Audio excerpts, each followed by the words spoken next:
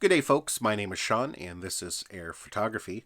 Today we've got something a little bit different for you, and we're going to be taking a look at some new accessories for your iPad. Recently, Satechi has released some new accessories, including 4 new keyboards and an iPad stand, as you can see here off to the side. The Slim X1, which is what I have here in front of me, is a full-size QWERTY keyboard. It is a Bluetooth keyboard that does allow you to connect to 3 different Bluetooth devices. It's also backlit with 10 different brightness levels, and you can turn it off if you don't want to use the backlit feature. They also have a wired version of the Slim X1 if you prefer to have a wired keyboard. They also released a keyboard called the Slim X3. Basically, it's the same as this one, except it has a full numeric pad on it. You can get that one in the Bluetooth version or in the wired version as well. So in this video, we're going to test it out, see how it works, see what the typing experience is. If you're not aware of my channel, I am a complete mobile editor. That means I film all of my YouTube videos on my iPhone, and I edit all my videos on an iPad. Most of the time, I like to use the iPad in a mobile version without any keyboard, just using the Apple Pencil, but sometimes I like to edit at a desk, and having a keyboard and a good stand is very important. So let's just jump right in and take a closer look.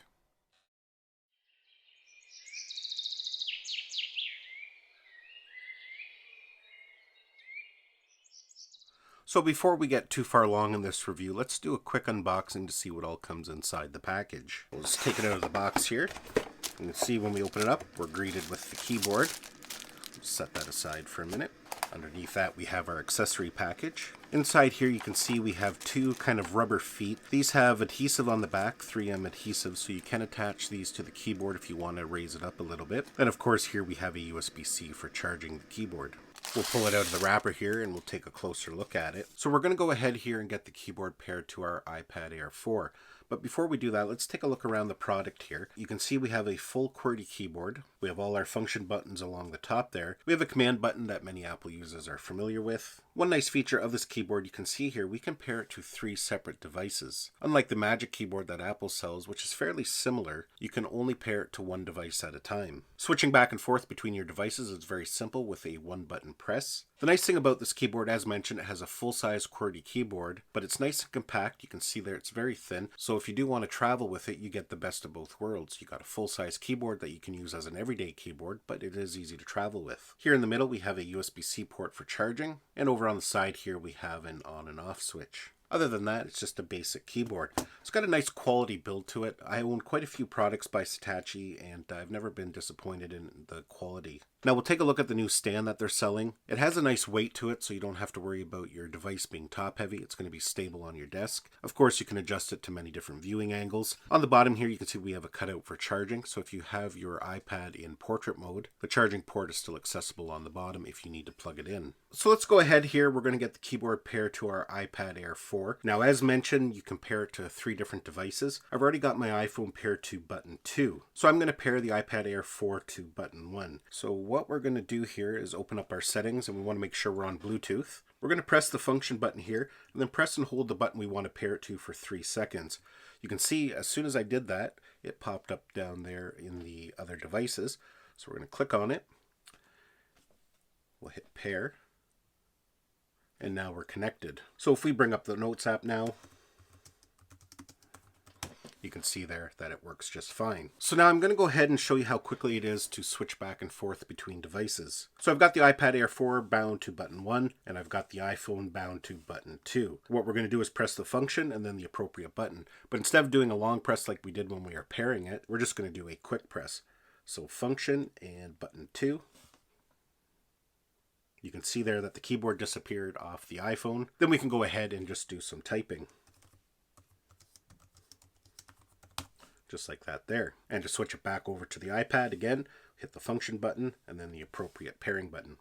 So it is a pretty slick setup, and it's nice to be able to switch back and forth easily. The keys actually feel nice. They have a nice satisfying click to them. Now, the nice thing about iPads is you can go from a mobile tablet to a desktop workstation fairly easily, again, just by adding a Bluetooth keyboard. And now that the iPad fully supports trackpads and mice, you could add something like the Magic Trackpad from Apple, or even something like Apple's Magic Mouse. With a setup like this, you've now got a desktop-style workstation, and that can be very important for a lot of different scenarios. As mentioned, I do all my video editing on my iPad for my YouTube channel. Now, most of the time when I edit my videos, I'm using it just like a tablet with the Apple Pencil, and and I find them pretty productive like that. But there are some times when I do want to edit with a keyboard and a trackpad. But more importantly, I do have a complimentary website to my YouTube channel where I post all my videos and write blog posts. And for the most part, these posts have a lot more writing than the description of my YouTube videos, so a keyboard is essential when typing these blog posts. And again, as mentioned, if you're doing some video editing, you can actually get pretty creative with the keyboard and the trackpad. It can make some of the daunting tasks a lot easier. When you combine the trackpad with some of the key commands available in LumaFusion, you get a nice workflow. For example, like I said, we can scroll to a very specific spot,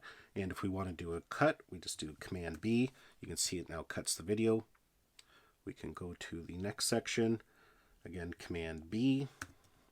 We'll cut it. We can go to our videos here. We'll grab a clip, drag it down. There's a lot you can do. Now, it does take a while to memorize all the command keys. Really, there's only a handful that you would use on a regular basis, so it is pretty easy to pick it up. Now, if you're familiar with my channel, you know I've reviewed the Magic Keyboard and the Keyboard Folio in the past, and they're great devices as well. But like I said, sometimes you want more of a traditional desktop setup. With something like this, you're a little bit more flexible. Now, quickly before we go here, I'm just going to show you how the backlit feature works on this keyboard. I will have to go ahead here and turn off the overhead lights just so we can see it a little bit better. So at the top of the keyboard here, we do have some shortcut buttons. You can see here if I turn the brightness up, you can see there it's now on. And we can turn it up fairly bright. They have 10 different brightness levels. But if you're a person who doesn't like to use the backlit feature, you can turn it right off. It will also turn off by itself within activity, just so you don't waste any battery. Well folks, hopefully you enjoyed this video and got some value out of it. Give it a thumbs up if you did. Don't forget to subscribe to my channel so you don't miss any of our upcoming videos, and we'll see you in the next one.